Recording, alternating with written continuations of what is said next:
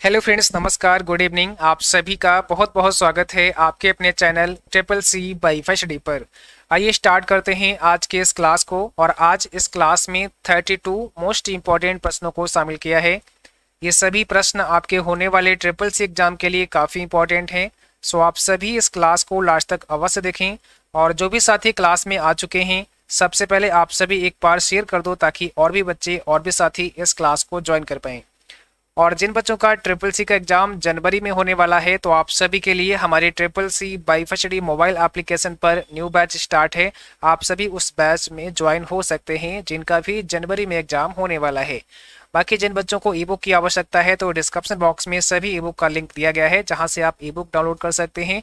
और सभी को रेगुलर मॉक टेस्ट करते रहना है। मॉक टेस्ट आप सभी www.triplec-byfirst.com पर कर सकते हैं। तो चलिए स्टार्ट करते हैं। आज का सबसे पहला प्रश्न आप सभी के सामने आ चुका है और इसमें आपको बताना है, निम्न में कौन एक डीवीडी ड्राइव का प्रकार नहीं है। Which one of the following is not a type of DVD drive. तो यहाँ पर सही जवाब करना है DVD RAM, DVD RW, DVD RD, या इसमें से कोई नहीं। बताइए क्या होगा इसमें राइट आंसर। देखो यहाँ पर आपका डीवीडी रैम भी है, डीवीडी आरडब्ल्यू भी है, जिसे रिराइटेबल कहते हैं। डीवीडी आरडी आपका नहीं है, तो ऑप्शन नंबर सी हो जाएगा। ठीक है, तो यहाँ पर सही ऑप्शन क्या है, सी ऑप्शन हो जाएगा। डीवीडी आरडी ये डीवीडी ड्राइव का प्रकार नहीं है। ठीक है, चलिए क्वेश्चन नंबर सेकेंड में आप सभी बताएंगे, लिब्रियोफिस राइटर में डॉक्यूमेंट के टेक्स्ट को इटैलिक करने के लिए किया जाता है। यानी कि लिब्रियोफिस राइटर में अगर आप किसी टेक्स्ट को इटैलिक करना चाहते हैं, इटैलिक का मतलब होता है थोड़ा तिरछा लिखना चाहते हैं, इस टाइप से। ठीक है, तो क्या करना पड़ता है, control I, control R, control L, या अल्ट के साथ जे। तो कौन सा की आपको प्रेस करना पड़ता है। तो यहाँ पर फर्स्ट ऑप्शन आपका सही है, कंट्रोल आई आपको प्रेस करना पड़ता है। कंट्रोल आई से क्या कर सकते हैं, आप इटैलिक कर सकते हैं। कंट्रोल आर से क्या कर सकते हैं, आप जो टेक्स्ट आपका है उसको राइट अलाइन कर सकते हैं।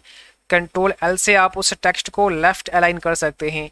और एक शॉर्टकट के ध्यान रखना है, कंट्रोल जे। कंट्रोल जे का मतलब होता है जस्टिफाई करना। इसी प्रकार से कंट्रोल वी, तो कंट्रोल वी से आप बोल्ड कर सकते हैं। कंट्रोल यू से आप अंडरलाइन कर सकते हैं। और कंट्रोल आई से आप क्या कर सकते हैं, इटैलिक कर सकते हैं। तो फर्स्ट ऑप्शन आपका सही हो जाएगा। क्वेश्चन नंबर थर्ड में आपको बताना है, लिब्रियोफिस कैल्क में सेल की डिफॉल्ट ऊंचाई कितनी है। सेल की डिफॉल्ट हाइट आपको बतानी है। क्या होगा यहाँ पे राइट आंसर।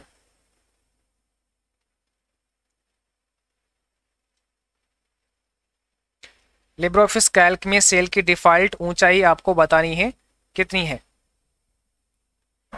तो यहाँ पर सही जवाब हो जाएगा 0.18 इंच। ठीक है, यहाँ पर इंच में दिया है, 0.18 इंच आपका सही जवाब होगा। क्वेश्चन नंबर अगला आपको बताना है, लिब्रियोफिस कैल्क में अधिकतम कितनी सीट जोड़ सकते हैं। मैक्सिमम कितनी सीट आप ऐड कर सकते हैं लिब्रियोफिस कैल्क में। क्या होगा इसमें राइट आंसर। लिब्रियोफिस कैल्क में अधिकतम आप कितनी सीट ऐड कर सकते हैं। तो आंसर हो जाएगा सी आपका, 10,000 सीट आप ऐड कर सकते हैं। ठीक है, क्वेश्चन नंबर 5 में आप सभी बताएंगे, लिब्रियोफिस कैल्क स्प्रेडशीट में रो की संख्या कितनी होती है। लिब्रियोफिस कैल्क में टोटल नंबर ऑफ रो आपको बताने हैं कितने होते हैं, कुल रो की संख्या कितनी होती है।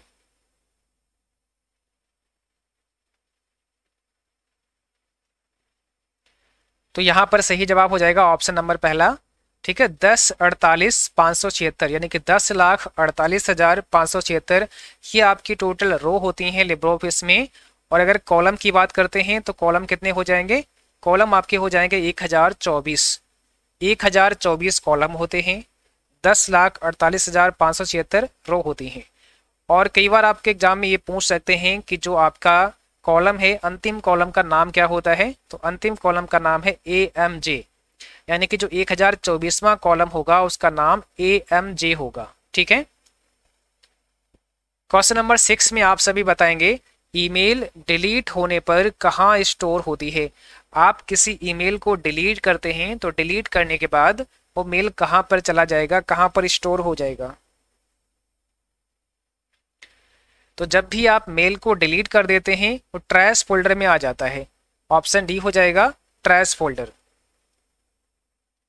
किसी फार्मूले में सेल एड्रेस $4 यहां पर दिया गया है, का मतलब यह है कि यह रिलेटिव सेल रेफरेंस है, एब्सोल्यूट सेल रेफरेंस है, मिक्स्ड सेल रेफरेंस है, या सभी।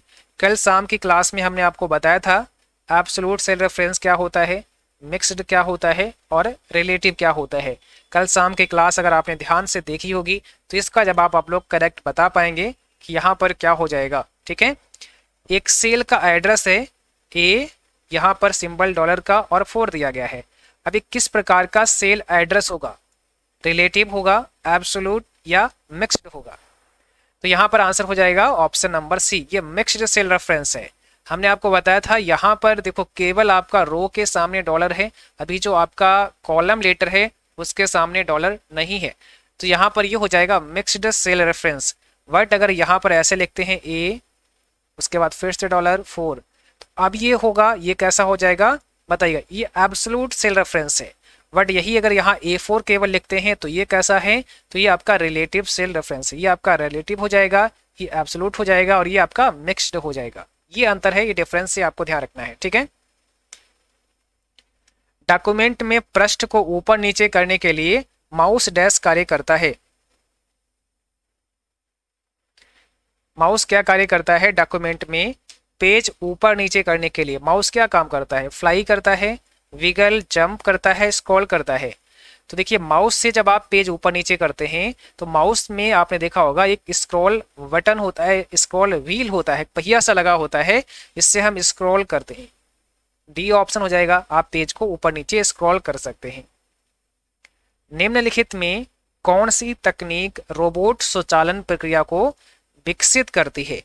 कौन सी तकनीक रोबोट स्वचालन प्रक्रिया को विकसित करती है बताइएगा। कौन सी तकनीक है जो रोबोट स्वचालन प्रक्रिया को विकसित करती है? तो आंसर होगा आर्टिफिशियल इंटेलिजेंस। ठीक है, शॉर्ट में से एआई भी बोलते हैं। आर्टिफिशियल इंटेलिजेंस आपका करेक्ट आंसर हो जाएगा। कई बार आपके ट्रिपल्स एग्जाम में पूछते हैं कि आर्टिफिशियल इंटेलिजेंस के जनक कौन है, पिता कौन है? तो आंसर हो जाएगा जॉन मैकार्थी। याद रखना है सभी को। ठीक है, जॉन मैकार्थी आर्टिफिशियल इंटेलिजेंस के जनक हैं। एक सवाल और यहाँ से आता है कि एआई में इस्तेमाल होने वाली सबसे पहली प्रोग्रामिंग भाषा कौन सी है? तो एआई में इस्तेमाल होने वाली सबसे पहली लैंग्वेज है लिस्प, जिसे कहते हैं लिस्ट प्रोसेसिंग। तो ये भी आपको ध्यान रखना है। हालांकि ये सारी चीजें मैंने आपको ऑलरेडी पढ़ा दी हैं, अगर आपने देखा होगा तो आपको पता होगा। चलिए क्वेश्चन नंबर 10 में आपको बताना है यूएसबी का पूरा नाम क्या होता है? What is the full form of USB? USB का फुल फॉर्म क्या होता है?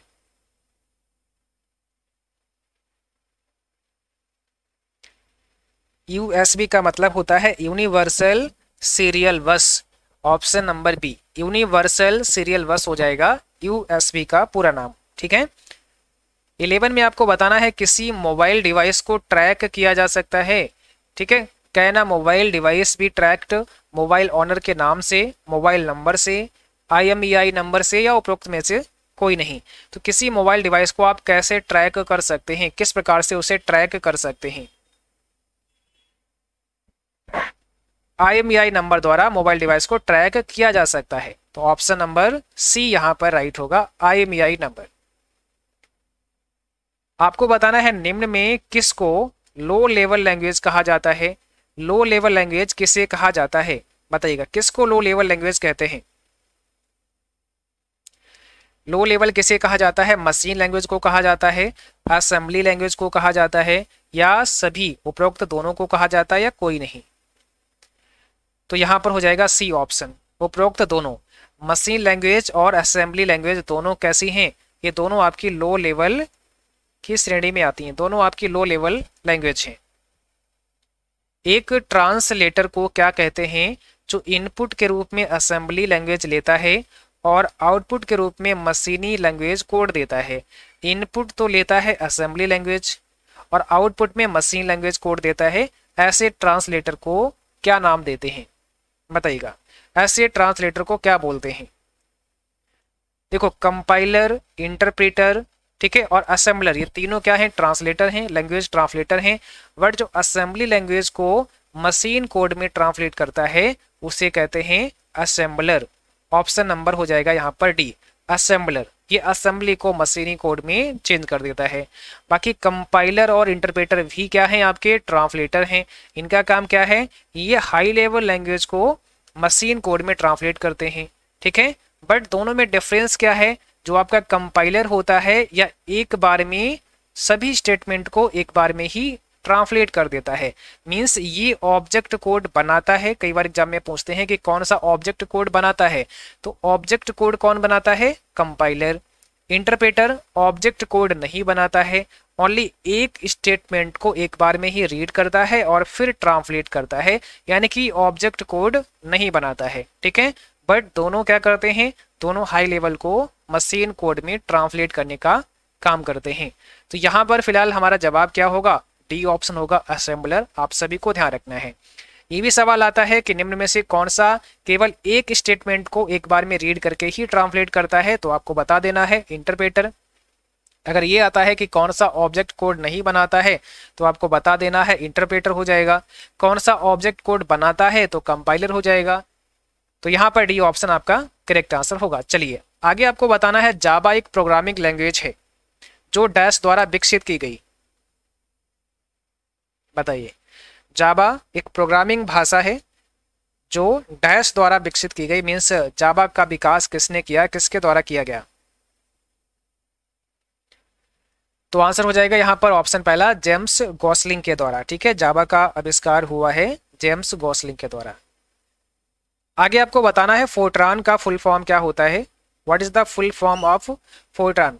फोर्ट्रान लैंग्वेज का पूरा नाम आप सभी बताएंगे।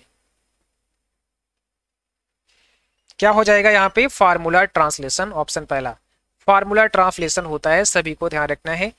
अगला क्वेश्चन देखिएगा, उस त्रुटि को किस नाम से जाना जाता है जिसे कंपाइलर द्वारा ढूंढा जा सकता है?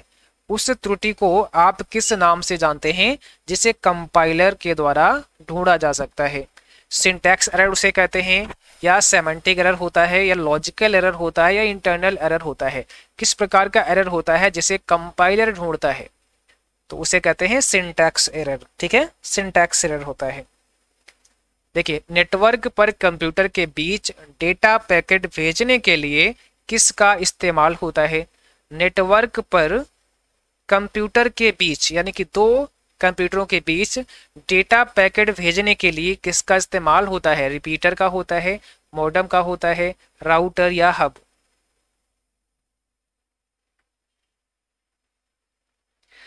तो यहां पर क्या हो जाएगा आपका सही जवाब?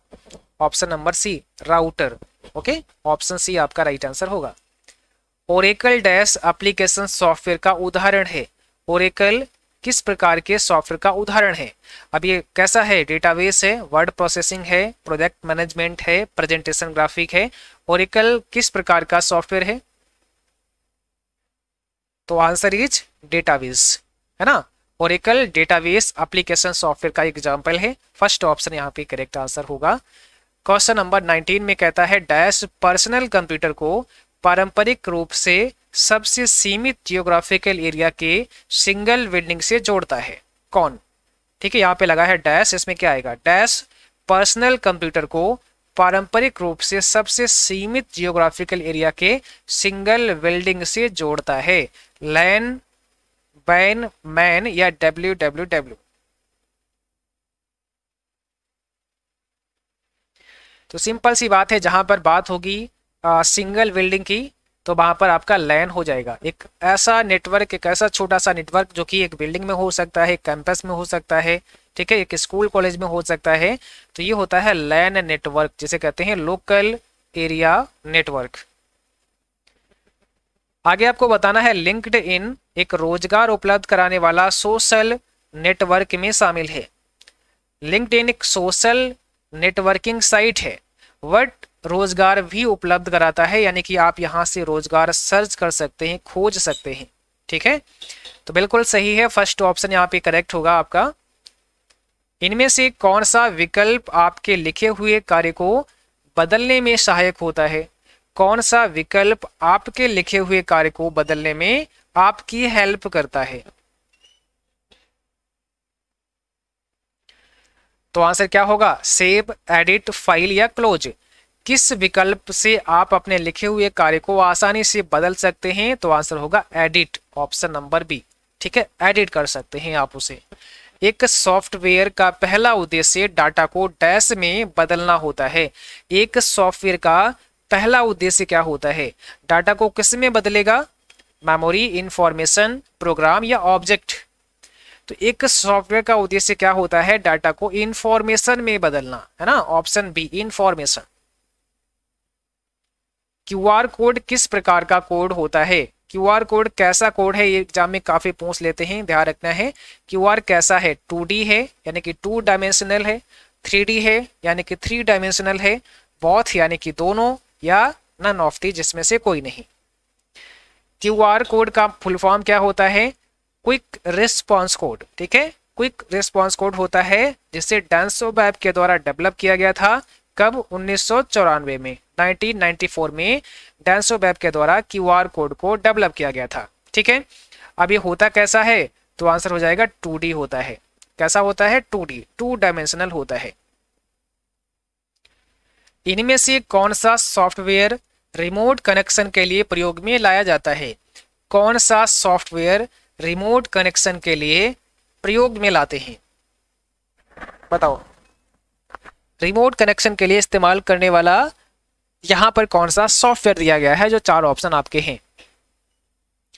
तो यहां पर आपका हो जाएगा टीम व्यूअर। जैसे टीम व्यूअर हो गया आपका, इसी प्रकार से एक एनीडेस्क भी होता है, एनीडेस्क आपका हो गया। ये सभी कैसे हैं? रिमोट कनेक्शन के लिए इस्तेमाल होने वाले सॉफ्टवेयर हैं। ठीक है, एनीडेस्क हो गया और टीम व्यूअर हो गया। इनमें से कौन सा विकल्प आपको डॉक्यूमेंट में पेज नंबर, टाइटल आदि की सूचना देता है? पेज नंबर की सूचना कौन देता है? Insert table, header and footer, thesaurus या स्पेलिंग एंड ग्रामर? कौन सा विकल्प आपको डॉक्यूमेंट में पेज नंबर और टाइटल आदि की सूचना देता है? तो सिंपल सी बात, यहां पर जो जवाब बनेगा वो होगा header and footer. B option हो जाएगा, हेडर एंड फुटर। आपको ध्यान रखना है, बी ऑप्शन यहां पे करना है। एक डेटाबेस में एडमिनिस्ट्रेटर है कौन? Program, person, application, operating system. एक डेटाबेस में एडमिनिस्ट्रेटर कौन होता है? तो यहां पर हो जाएगा ऑप्शन नंबर बी। ठीक है, पर्सन, या फिर आप यहां यूजर भी आपको मिल सकता है, यूजर, पर्सन या यूजर। माइक्रोसॉफ्ट पावर पॉइंट में अधिकतम जूम कितना होता है? मैक्सिमम जूम आपको बताना है पावर पॉइंट में कितना होता है। ये क्वेश्चन एमएस ऑफिस का है। एमएस ऑफिस में आपका है प्रेजेंटेशन प्रोग्राम पावर पॉइंट। तो पावर पॉइंट में अधिकतम जूम कितना होता है? 400% होता है, 400% होता है। बट यही अगर जब लिब्रे ऑफिस में आप आएंगे तो लिब्रे ऑफिस में प्रेजेंटेशन के लिए क्या पढ़ते हैं? इम्प्रेस पढ़ते हैं, और इम्प्रेस में होता है मैक्सिमम 3000%। ठीक है, एक वैध ईमेल आईडी में कितने भाग होते हैं? एक वैलिड ईमेल आईडी में कितने पार्ट होते हैं? एक वैलिड ईमेल आईडी को कितने भागों में बांटा गया है? तो सिंपल सी बात है, एक ईमेल आईडी में केवल 2 पार्ट होते हैं। फर्स्ट पार्ट आपका यूजर नेम होता है और सेकेंड पार्ट आपका क्या होता है? डोमेन नेम होता है। फर्स्ट यूजर नेम और सेकेंड डोमेन नेम, दोनों पार्ट्स को अलग करने का काम कौन करता है? @ का सिंपल। तो ये फर्स्ट तो यूजर नेम हो गया और सेकेंड हमारा डोमेन नेम हो गया। यूजर नेम को कौन डिफाइन करता है? यूजर डिफाइन करता है। मान लिया आपको कोई ईमेल आईडी बनानी है, आप ईमेल अकाउंट क्रिएट करना चाहते हैं, तो आप किसी ना किसी ईमेल सर्विस प्रोवाइडर वेबसाइट पर जाकर के अपना ईमेल अकाउंट बना सकते हैं। बट वहां पर आपको अपना यूजर नेम सेट करना पड़ता है कि किस नाम से आप आईडी बनाना चाहते हैं, है ना। तो यूजर नेम को डिफाइन करता है यूजर, और जिस प्लेटफॉर्म पे बनाते हैं वो आपका हो जाता है डोमेन नेम। जैसे अगर आपने gmail.com पे बनाया तो gmail.com हो जाएगा लास्ट में, अगर आपने yahoo.com पे बनाया तो yahoo हो जाएगा। इस प्रकार से जिस भी आप प्लेटफॉर्म पे बनाते हैं वो आपका डोमेन नेम हो जाएगा। ठीक है, कौन सा बटन अक्षरों, संख्याओं को छोटा और बड़ा बनाता है और संख्या को चिन्हों में परिवर्तित करता है? देखिए 2 कंडीशन है यहाँ पर, थोड़ा सा समझदारी दिखानी पड़ेगी। कौन सा बटन अक्षरों संख्याओं को छोटा और बड़ा बनाता है और संख्या को चिन्हों में परिवर्तित करता है? देखो ऑप्शन यहाँ पे दिया है कैप्स लॉक का, नम लॉक को, शिफ्ट का और टैब का। तो जो कैप्स लॉक होता है, अगर आप कैप्स लॉक को ऑन कर देते हैं तो क्या होता है, आप कैपिटल में लिखना स्टार्ट कर देते हैं। अब जब भी आप लिखेंगे तो वो कैपिटल ही लिखेगा, है ना। तो इससे भी तो हम कैपिटल बना सकते हैं, बट इन्होंने कहा साथ में संख्या को चिन्हों में परिवर्तित कर देता है। तो क्या हो सकता है, फिर देखो अगला की दिया है यहाँ पे नम लॉक। नम लॉक से क्या होता है, हमारा जो न्यूमेरिक कीपैड होता है उसको हम लॉक कर सकते हैं। जो आपके कीबोर्ड में राइट साइड में न्यूमेरिक कीपैड होता है जहां पर नंबर्स होते हैं, उनको हम लॉक कर सकते हैं नम लॉक से, ठीक है। दूसरा यहाँ पर दिया है शिफ्ट। तो देखो जब आप शिफ्ट प्रेस करते हैं और शिफ्ट प्रेस करने के साथ में अगर आप किसी भी लेटर को प्रेस करते हैं तो वो स्मॉल बनता है, ठीक है। तो यहाँ पर हमारा शिफ्ट हो जाएगा, और शिफ्ट के साथ में ही अगर हम कोई भी नंबर प्रेस करते हैं, जैसे आपने अपने कीबोर्ड से 2 प्रेस किया या 3 प्रेस किया, तो यहाँ पर 2 से आपका @ का सिंबल बनेगा, 3 से आपका हैश बनेगा। जो आपने अपने कीबोर्ड में देखे होंगे ऊपर की साइड में क्या होते हैं, नंबर की जो होती हैं आपके फंक्शन की से नीचे, तो वहां पर जो कुछ आपके सिंबल्स दिए होते हैं उनको बनाने का तरीका क्या होता है, हमें शिफ्ट की को प्रेस करके रखना होता है और फिर हम जो भी की प्रेस करते हैं उसमें जो सिंबल दिया होता है वो आपका बनेगा। जैसे आपको % का सिंबल बनाना है तो शिफ्ट के साथ में आपको 5 नंबर की प्रेस कर देना पड़ेगा। तो यहाँ पर हमारा सी ऑप्शन हो जाएगा। इससे दोनों कार्य होते हैं, एक तो हम जो हमारे नंबर होते हैं उनको सिंबल में कन्वर्ट कर सकते हैं, सिंबल बना सकते हैं। दूसरा हम इनसे जो लेटर है उसको भी छोटा लिख सकते हैं। अगर नम लॉक हमारा ऑन है तो हमें क्या करना पड़ेगा, शिफ्ट के साथ में कोई भी लेटर अगर हम दबाते हैं तो वो छोटा बनेगा, और अगर शिफ्ट नहीं दबाते हैं तो वो कैपिटल बनेगा, ठीक है। बट अगर नम लॉक आपका ऑफ है तो जब शिफ्ट के साथ दबाएंगे तो कैपिटल बनेगा, अदरवाइज वो स्मॉल बनेगा, ठीक है। तो यहां पर हो जाएगा सी ऑप्शन हमारा शिफ्ट। कैश मेमोरी किसके मध्य कार्य करती है? कैश मेमोरी किसके मध्य, किसके बीच में काम करती है? सीपीयू और रैम के बीच में काम करती है, रैम और रोम के बीच में काम करती है, सीपीयू और हार्ड डिस्क के बीच में काम करती है, और ऑल ऑफ दीज का ऑप्शन है आपके सामने। तो कैश मेमोरी किसके मध्य काम करती है? आंसर क्या होगा, सीपीयू और रैम के बीच काम करती है। फर्स्ट ऑप्शन यहाँ पे करेक्ट है, सीपीयू और रैम के मध्य आपकी कैश मेमोरी काम करती है। सिस्टम को बूट करने के लिए निम्न में से कौन सा आवश्यक है? सिस्टम को बूट करने के लिए निम्न में कौन सा आवश्यक है? Compiler, hard disk, operating system, assembler. तो यहां पर हो जाएगा option number C, operating system. संचार के उद्देश्य से कंप्यूटर में क्या प्रयोग होता है? संचार के उद्देश्य से कंप्यूटर में क्या इस्तेमाल होता है? स्पीकर, सॉफ्टवेयर, भाषा या मॉडेम? संचार के उद्देश्य से, ठीक है। क्या होगा यहां पर? तो सिंपल सी बात है, मॉडेम हो जाएगा।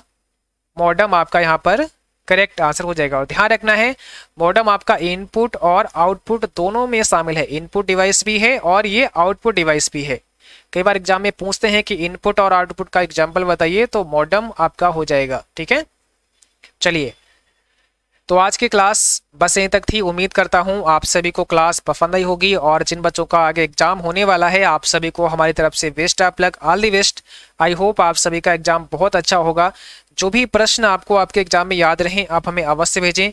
प्रश्न आप हमें 9452299436 पर भेज सकते हैं, ताकि उन प्रश्नों को हम अपनी क्लास में डिस्कस कर पाएं, और जिन बच्चों का एग्जाम होने वाला है आगे उनको भी पता चले कि ट्रिपल सी एग्जाम में किस प्रकार से प्रश्न पूछे जाते हैं, ठीक है। तो आज के लिए बस इतना ही, और आज की इस क्लास का PDF लेना ना भूलें। PDF आप सभी हमारे CCC by first D mobile application पर डाउनलोड कर सकते हैं। CCC by first D mobile application पर जाना है और वहां पर आपको स्टडी मटेरियल में जाना है, ठीक है।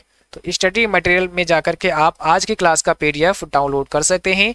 और कल सुबह मॉर्निंग में भी क्लास होगी। मॉर्निंग की क्लास का समय रहता है 8 बजे, तो सभी को सुबह 8 बजे उपस्थित रहना है मॉर्निंग रिवीजन क्लास के लिए, ठीक है।